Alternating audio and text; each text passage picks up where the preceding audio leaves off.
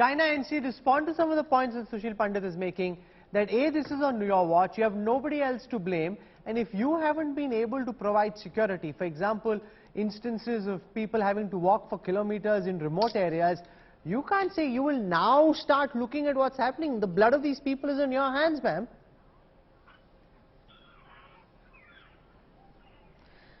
No, but it's not as if these terror groups have been successful. Rahul, please objectively bring out the numbers of the past, the present, and what we have done to contain terror.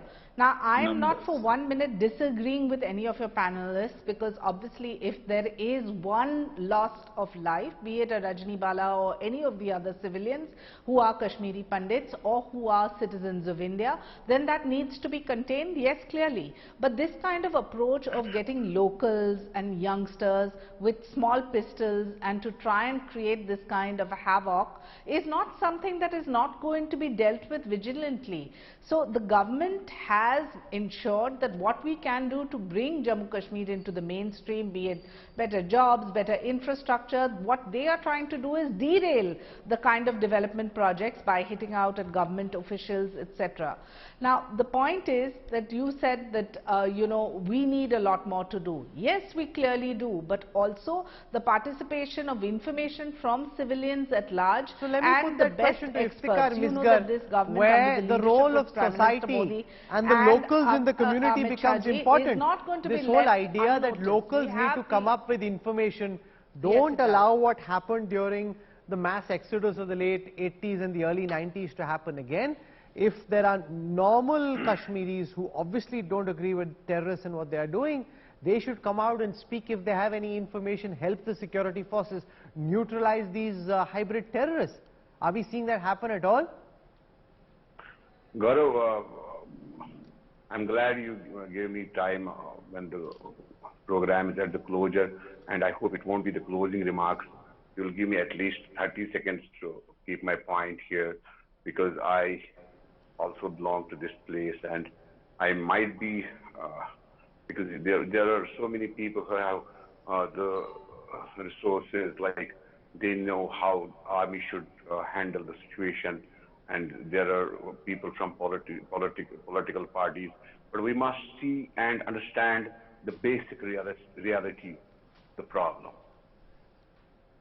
As Atta Saab said, or somebody else said, that these hybrid militants, what you call terrorists, they have no track record in the previous life. If a person, if a boy, 16-year boy, having no track record, what makes him to take the weapon and do this dirtiest job on the earth? This is the time to introspect.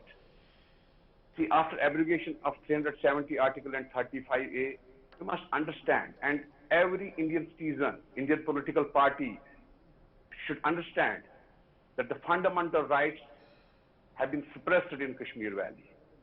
I may understand it, you may understand it, but there is an enemy country who takes privilege of that. And we must not do sugarcoating of so many things. What BJP did after abrogation of 370 Article and 35A, every day there is a law, which makes Kashmiris feel like alienated. And I'm telling you very frankly, there is nothing like Hindus and Muslims war like that. Every day a Muslim is dying, every day a Hindu is dying, every day a Sikh is dying. They're all dying.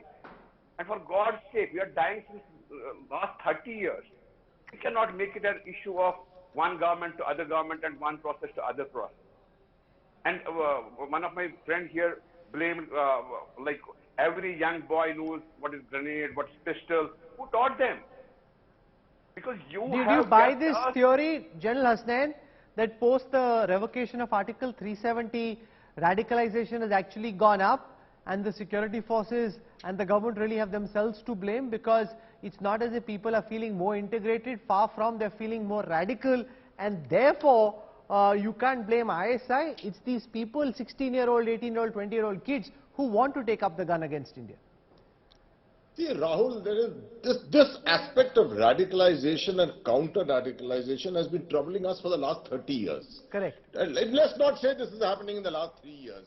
Radicalization has been a part of the strategy which Pakistan has used against India to continue to do that. And we have never really understood as to how to counter it properly. We have undertaken many programs, but we have really not succeeded. The world over, lots of programs are going on, not too many have succeeded. So to actually say that radicalization increased because of removing Article 370, I will not agree with that. But may I just add one or two other points to this whole thing. The strategy which is being worked out by Pakistan at the moment is so very clear. There is nothing happening on the line of control. There's a ceasefire intact on the line of control. There is hardly any attempt of infiltration going on. So obviously the aim is to try and make sure that only the inside burns. There is no necessity of putting a fire onto the line of control and the border areas, etc., because lots of attention starts going there. Everyone's attention, they want it to be focused inside the valley, the hinterland, and that is the strategy which is working out at the moment. You have no option but to ensure that to prevent a mass exodus from the valley. Let me put that question to Siddharth Jarabi. You've been speaking to many members of the Kashmiri Pandit community. How real is the fear of another exodus? Because in small numbers in different parts of Kashmir, they've now gone and settled. I know they're worried they want to come to Jammu, but is there a very real fear that they'll want to come back away? It's already happening. As per information, close to 500 individuals have left Kashmir Valley and their jobs. And in how much time? Over the last week particularly.